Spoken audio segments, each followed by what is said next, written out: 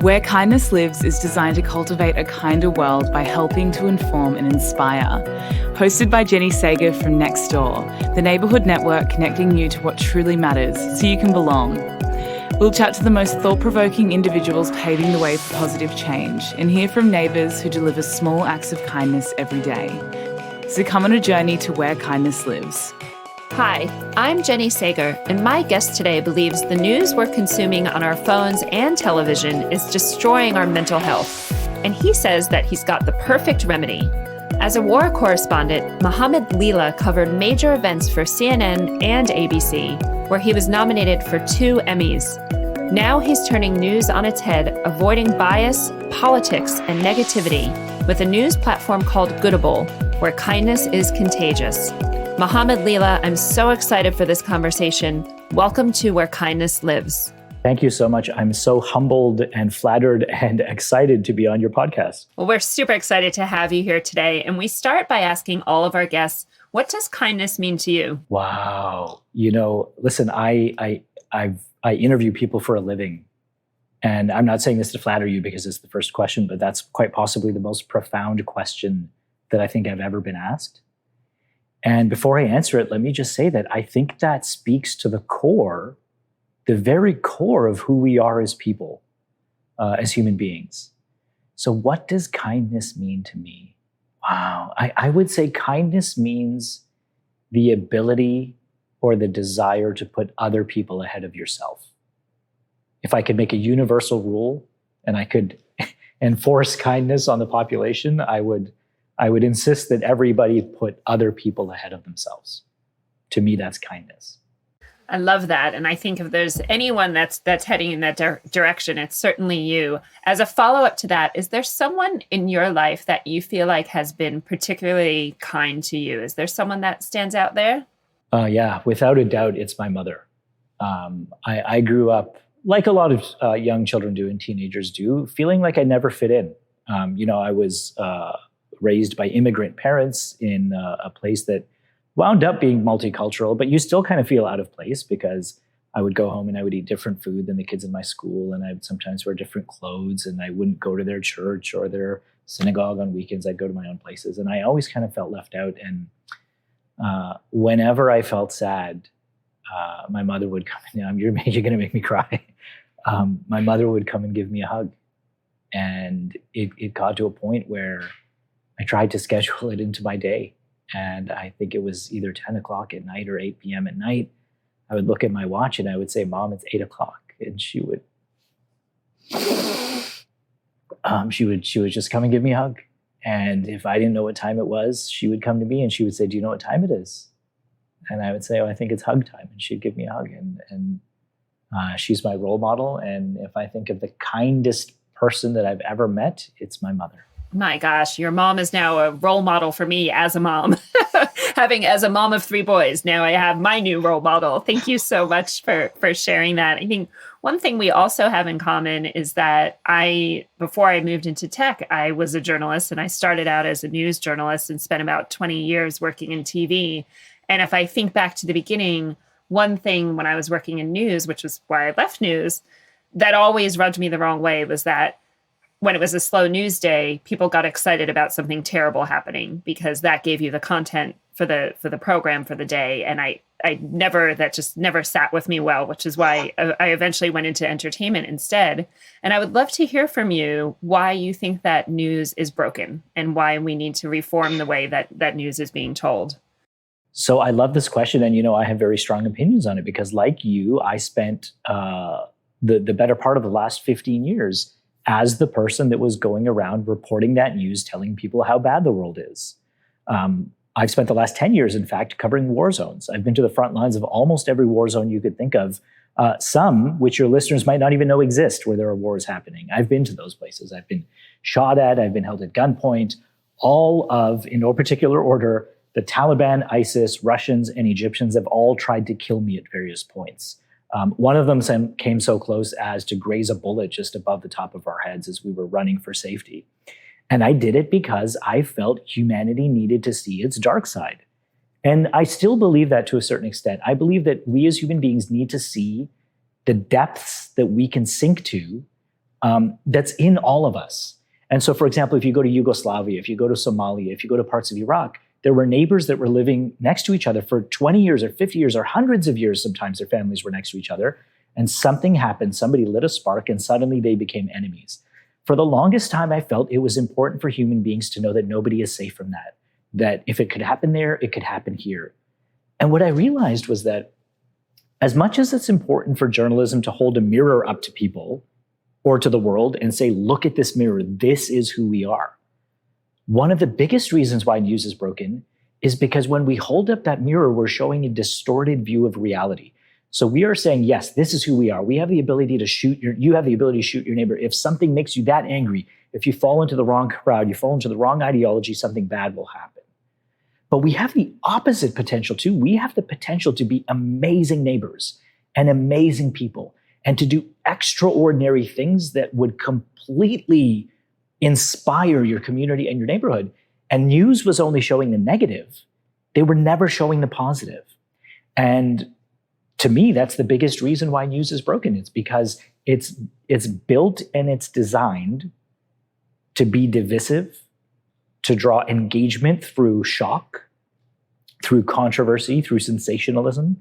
You know, in America, where many of your listeners will be based, people used to complain that everything that you would see on the news always said breaking news on it. You know, it might have happened 12 hours ago, but there would still be a news flash and it would say, breaking news, check out this footage of this plane crash or this earthquake. It's gotten to the point now where we now have a countdown to future breaking news. So they'll say, stay tuned because in 10 hours from now, in 9 minutes, we're going to show you some breaking news. Everything is derived based on engagement and algorithms, and nobody's looking at who we are as a complete human being, as a complete society. And I just believe there's so much good in the world. And news is missing out to its own disadvantage. Well, and I totally agree. And I think working at Nextdoor, my favorite part about the job is actually seeing that goodness from all over the world, in neighborhoods all over the world every day. And we'll share some of that with you a little bit later. But I would love to know from you what you think the right balance is then, because we can't, I would assume that if we did newscasts that were 100% positive news, over time, in a way, you would become desensitized to that, like we do with the let's say, negative news. But also, I think that you need to have that space in there to still share the facts, right? Like if you only tell the good side of the war in Ukraine or, storming the Capitol building, then you're not actually making people aware of the issues. So how do you find that balance between the good news and lessening the negative impact on mental health with all of the bad news, but still reporting the facts? Yeah, it's a great question because, there are dangers on both sides, on both extremes. So if you're only consuming negative news and that's your entire news diet, what will happen is that you will fall into some sort of clinical depression or heavy anxiety or stress, or you'll suffer from anger issues, and that will happen very quickly if you're only consuming negativity. The flip side is that if you're only consuming positivity, you're going to have a rosy-colored view of the world that doesn't correspond with actual reality on the ground. So if you're seeing only good stories of things happening in Ukraine, you're going to miss out on the fact that there is a war going on and people are getting shot. The way I would describe it is simple. Right now, it's as though you and me and all of your listeners out there are living in a town or a city where all there is to eat is McDonald's. Now, there's nothing against McDonald's. We all go there once in a while. You all need a McDonald's fix. But imagine you were living in a town where that was the only restaurant you could go to. So there were McDonald's, every few blocks. And whenever you wanted to go outside to take the kids out or your partner out or your friends out to go eat, the only option was McDonald's. And on top of that, McDonald's convinced you that they were the best game in town, that they were good for you. And so whenever you would ask the kids, you said you have 3 sons, right? So you ask the kids, hey, kids, where do you want to go out? And they all cheer, McDonald's, McDonald's. And you go to McDonald's and that's what you do. Now, what happens in that town if you're the first person to open up a Whole Foods? Whole Foods is a worldwide chain that serves sort of wholesome, healthy, organic options. A couple of things are going to happen when you open up that Whole Foods. Number one, McDonald's is going to come after you really, really hard. And McDonald's is going to start saying, oh, don't go to that Whole Foods. They're expensive. Or they're far away from your home, but they don't have drive-through. They're going to use every trick in their book to convince people that Whole Foods is not good for you. The second thing that it does is suddenly it gives people a choice. And when we consume the news, very few of us have ever been given this choice. And the choice is simple. Would you go to a place that's good for you, that's good for your body, that's good for your mind? Or would you go to McDonald's, which is, let's face it, high cholesterol and it's kind of bad for you? We believe that if you give people a choice, they will always choose what makes them happier and what makes them healthier.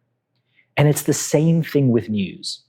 And so, for example, when a Whole Foods opens up, what you'll find is, something like 5 to 10% of Whole Foods customers will only shop at Whole Foods.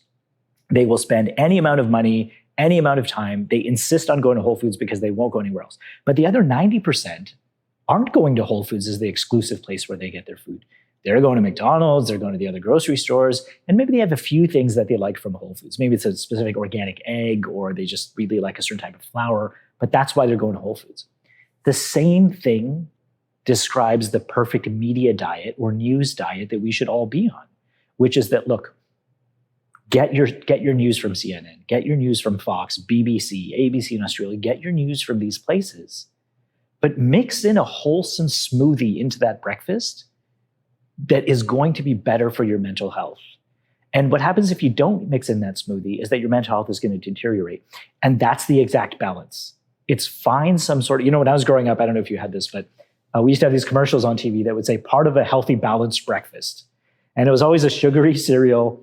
And they would never say, don't only eat the cereal, but make it part of a healthy, balanced breakfast. And that's what we need today, is we need a healthy, balanced news diet that shows both the positive and the negative. So what is it about people? We all do this. We've all done the doom scrolling, and kind of, it's almost like we're punishing ourselves in a way. I personally have taken breaks from news over the last, 4 or 5 years at certain times when I've felt that impact on mental health between, wars and political situations and things like that, where you just go, and COVID, of course, I just need a break because this is actually affecting me in not a positive way. What is it about human nature that makes us do that makes us doom scroll and consume all of that? And I guess the follow-up question to that would be, how do we manage that in a time when we're consuming more news than ever before with social media and online news? And, we get it from so many outlets now. Why do we do it, and how do we manage it? It's a really good question, right? And you mentioned that you have 3 boys and I have kids. And so I'm guessing we're part of maybe the same generation.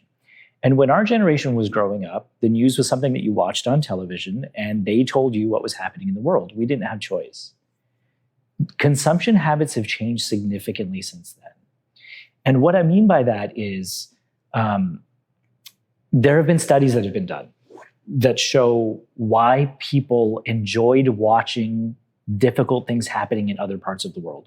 So, for example, if there's a war going on in Ukraine, there will be some people who are not in Ukraine, like, for example, in America, who can't get enough of it. And they'll just scroll through their phones, negative story after negative story after negative story. There was one study that showed that the reason people would do that is because in a twisted way, it would make them feel safer, because they knew that what was happening overseas was not happening in their town or in their neighborhood or in their city. And there was a weird kind of cycle of positive reinforcement. It was like, oh, thankfully I can relax now, I can breathe because it's not happening here. That's something that's happening to them. It's not happening to us.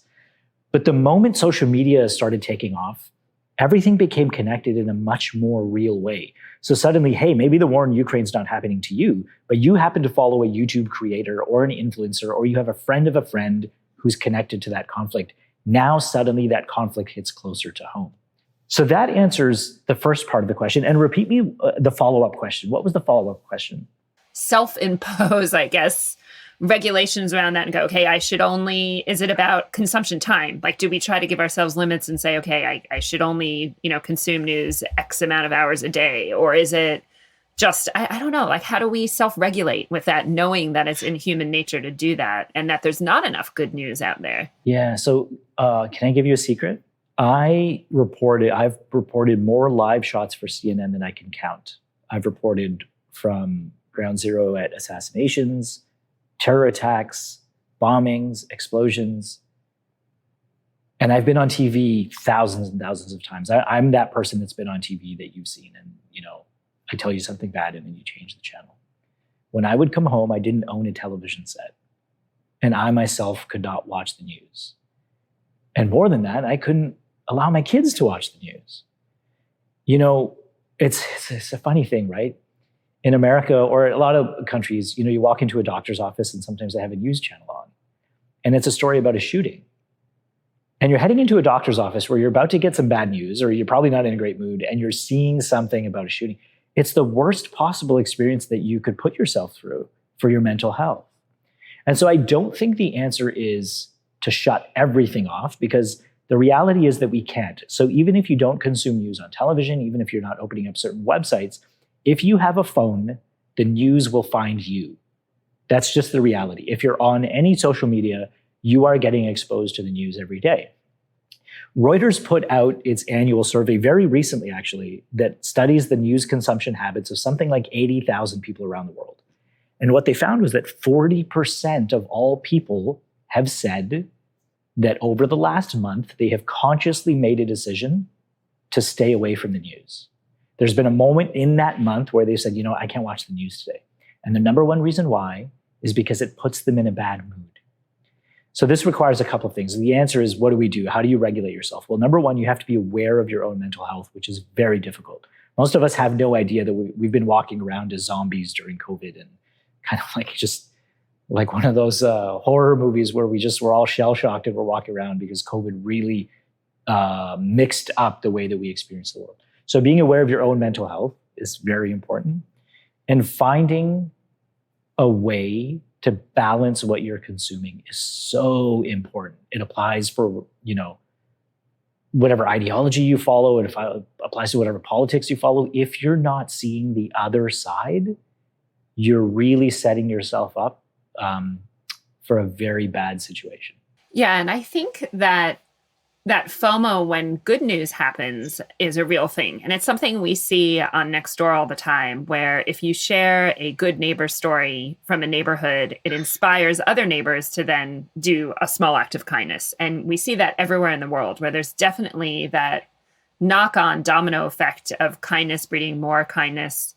And I wonder if that happens with good news as well. Like, do you think that if more people consumed good news, we would then see a knock-on effect from that, where it kind of created subconsciously or not, it inspired people to actually do better? Yeah, no, listen, I agree. And I think one of the best things about Nextdoor is that when kindness happens on Nextdoor, it's as grassroots as you can get.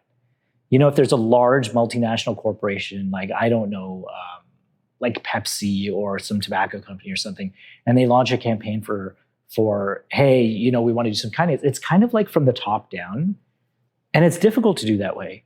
But real kindness takes place every day in neighborhoods, in convenience stores, in small little mom and pop businesses and restaurants. And in Canada, we have coffee shops everywhere. That's where acts of kindness happen. And I wowould push back slightly. I know at the beginning we talked about, you have to believe that there's more good in the world than bad. Well, I do. And I think most people would agree with that. If you look, let me ask you, do you think that there's more good in the world than bad? Absolutely. Absolutely. And the challenge is that, unfortunately, we see more of the bad than good. And the question is why? Well, if there's so much good happening in the world, why aren't we seeing it? And maybe the answer is as simple that we just haven't been looking for it. And I think that's why posts, like you said, a neighbor will help a neighbor, that goes viral on Nextdoor. One of the reasons it goes viral is it's real. It happened at a community level with real people, not people that were paid. It happened with a neighbor, and they had longstanding relationships with the neighborhood. And people care about the safety of their street, of their block, of their neighborhood. And kindness really spreads that way because there's something in kindness that makes all of us want to have it. And this is a big difference between good and evil. When you see somebody who's mean or angry, it doesn't make you want to be that way. Right? We all have a human instinct where if I see somebody he's just a mean SOB, nobody wants to be around this guy. He lies, he cheats. When I'm around him, I don't want to be that way. I don't want to lie. I don't want to cheat. Flip it around. And let's say you're around somebody who's just a great person. It's a woman who's been feeding people in your neighborhood, or she's always willing to walk your dog, or it's a friend who gives you a ride. When you're around those people, goodness has this intrinsic ability to make people want to be good. It's contagious. And so I think what you see in some of your neighborhoods is exactly that. Goodness is just contagious. You mentioned Nextdoor starting from the ground up and starting at the community level and then building from there. And I think Goodable is really the same. I'd say that's something that we have in common again. And I'd love for you to just talk about how you guys started and why you need that strong community to be successful in order to scale. Yeah, it's interesting that you notice that similarity. I sometimes joke that if Nextdoor had a news network, it would be called Goodable. It would be exactly what we're doing. But Goodable started because, like I said, I've been covering war zones, and my team and I were held at gunpoint, and it's happened multiple times, and I have training and we know what to do. But it launched me on this journey to discover, why is it that the news only covers bad news? And so I track every flight that I've ever taken in my entire life, and I've taken hundreds and hundreds of them. And every time I would go somewhere, it's because I was on assignment to cover something bad that happened. And when I started looking at the numbers, I realized that our audiences were telling us that they didn't want bad news, that they actually wanted emotionally satisfying news. And when you did a story that made somebody feel good, they would reward you with more loyalty, more engagement. They would watch your stories more. They would share it with their friends. And that's why I talked about how goodness is contagious. So I left a cushy, well-paying job at CNN that I dreamt of ever since I was a child to come home and launch something that uses news to help people, and specifically help their mental health, rather than destroying it, which is what the news does to us. And when I left CNN, I was averaging a reach of around 200,000 impressions per month, which for an ordinary person might seem kind of high, but for coming out of CNN, it was pretty low. And I woke up one day and I said, from now on, I'm only going to share good news and let's see what happens. Within a year, I was reaching 4 million people per month. And since launching Goodable, we now reach more than 40 million people per month. And we are now going to be available on screens in restaurants, bars, your local gym, your local doctor's office. And the idea is simple, is that we are trying our best to deliver the world's happiest and healthiest news experience. And let's face it, I think the world could all use a little bit more of Goodable right now. I love that. And I was going to ask you about your plans for scaling into hospitals and doctors' offices. And because I've seen some of the comments from your fans and your following suggesting just that. And I think it's such a great fit. Is that something that you're working on globally? Yeah. So it's very interesting, right? So as of right now, Goodable content is viewable in something like 25,000 venues across North America. But we are looking to expand into the UK, into Australia, and other largely just English-speaking markets, because we're an English network and we're sort of limited in that way. But we're also negotiating a few interesting deals that are going to get us in premier properties. Elevators are a great example, because nobody really talks in elevators. You're usually on your phone. But most elevators nowadays have a screen on them, and the screen has some sort of news content that it's giving you. And what we'd like to do is we'd like to be in an elevator, on an elevator screen in a hospital, where there's a doctor that's coming out of a difficult surgery, or a patient who's just been told some bad news. And they walk into the elevator and they're really down and they just feel kind of depressed. They see our content, and by the time they come out of the elevator, they're in a totally different mood. They have some hope. They have some inspiration. They know that they can get through whatever difficulty they're getting through in their lives. So we're actually embarking on sort of a very aggressive expansion approach to get into those places where people need Goodable the most. And right now, it's not in their homes. We already have an app that's downloadable, and people can download the app, and it's been growing like crazy. But we want to be in those places where people are the most sad and the most down. And we want them to know that, listen, right when you think the world is collapsing around you, we're going to be there for you to show you that it's not. I do want to share with you a next door neighbor story from Canada. In every episode of this podcast, we always share some next door neighbor stories, and I'd love to hear your reaction from this one. So this is from a neighbor named Alexandra Pokris in Thornhill Woods South in Canada. Do you know where that is? I know it very, very well, actually. I do know that neighborhood. I think I might drive past that neighborhood every day, in fact. Excellent. We didn't plan it that way, but excellent. So I know one thing I found really interesting from our colleagues in Toronto was that Canada actually has an enormous Ukrainian population, which I didn't know before the Ukraine war. And as we saw the war intensify, what happened in Alexandra's neighborhood was that she really decided she needed to take action and drive that at a community level. And so she set up a website asking the community to donate clothes and unused items from around their homes. But then she really turned to Nextdoor to spread that mission, and it became her passion project on Nextdoor.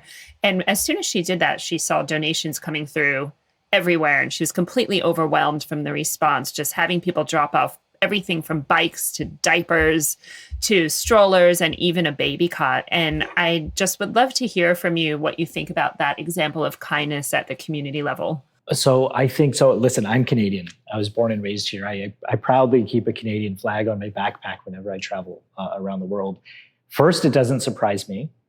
Canada is an interesting place because we're right next to the United States, but we're so different from them in certain key ways. For example, if you ask an ordinary Canadian, look, do you think healthcare should be free? Most people will say yes. And the reason why is I don't want my neighbor to go bankrupt if they get sick. I don't want my neighbor to die if they get sick. There's something in our neighborhoods where, hey, listen, not every neighbor is perfect and not every neighbor is going to be, win neighbor of the year. But in general, we just kind of care about other people. And there are a lot of other countries that are the same way. And so when I hear stories about, neighbors doing things, not just for their neighbors, but for people overseas, I am not surprised at all. Canadians have such an international outlook on life. In the major cities, so this happened in Toronto or the suburbs of Toronto, and Toronto is one of the most multicultural cities in the world. Everybody has a relative that came from somewhere or that still lives somewhere else. And it's heartwarming. And here's what I find interesting about this. This is a story that came out through Nextdoor, right? So you found out about it. Imagine how many neighborhoods things like this are happening in. Because I don't think this was a rare occurrence. It's just a question of we just don't know who those neighbors are, or maybe they're not posting it on Nextdoor. Or maybe they haven't found out about Nextdoor yet, right? I think if it's very interesting. Ask me this question in 2 years when Nextdoor is in every neighborhood in Canada.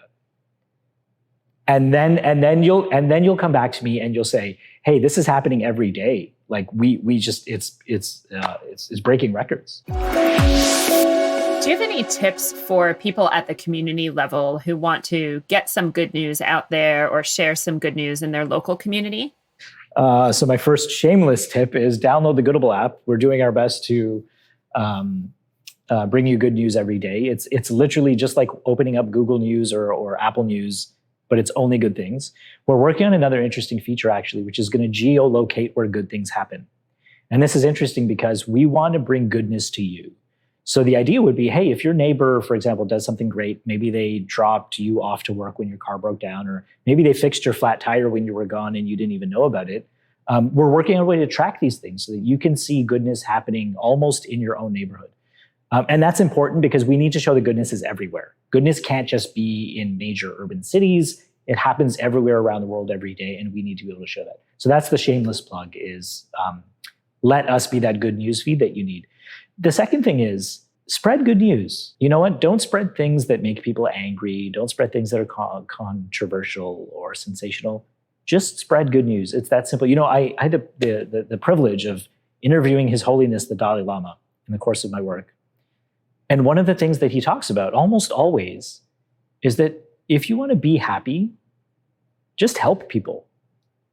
Sometimes it's that simple, right? Just the act, it was what you talked about earlier. The act of helping somebody actually benefits you more than it does them. Part of that is just sharing goodness, sharing happiness, make people happy, or spreading kindness, as they would say at Nextdoor.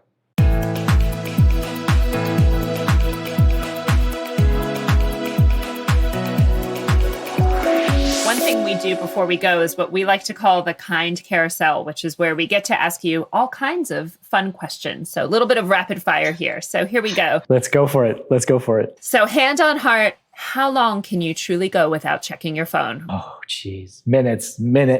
Yeah, no more than 5 minutes. Okay, no more than 5. That's pretty good, actually. I'm not sure if I could even do 5 minutes. Okay, what's something you do to be kind to yourself? Oh, this is a great question. My simple rule is that I will reply to emails when I want to reply to emails. I know it sounds selfish, but I can't put myself on other people's schedules. I need to prioritize my own mental health. And I will reply to everybody, but I'll do it when I'm able and ready and able to invest myself in the time to reply.